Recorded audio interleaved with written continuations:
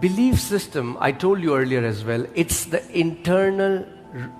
internal framework by which you interpret reality.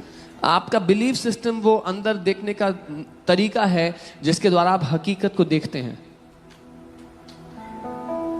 If I can say it this way, your belief system shapes what you see and perceives what is true. आपका belief system आकार देखता है कि आप क्या समझते हैं और आपको उसको आपकी हकीकत बना देता है.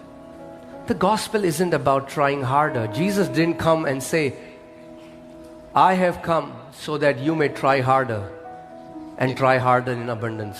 यीशु ने ये नहीं कहा कि मैं इसलिए आया हूं कि तुम और ज्यादा कोशिश करो और बहुत आयत में कोशिश करते रहो. I have met some people, they think it's about trying harder. मैं कुछ लोगों से मिला हूं, उनको लगता है कि ये और मेहनत करने और कोशिश करने के बारे में है. It's never supposed to be trying harder. लेकिन ये कभी भी और कोशिश करने के बारे में नहीं था. It was supposed to be trusting what the word says. ये तो भरोसा करने के बारे में था जो वचन कहता है उस पर.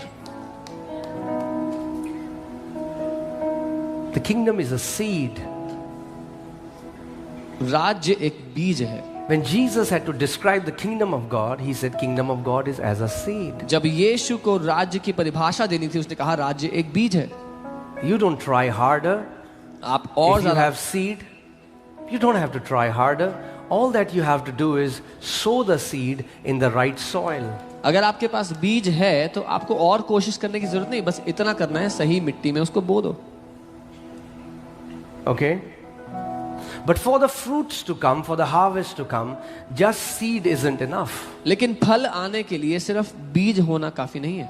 Right seed, सही बीज and right soil. और सही भूमि.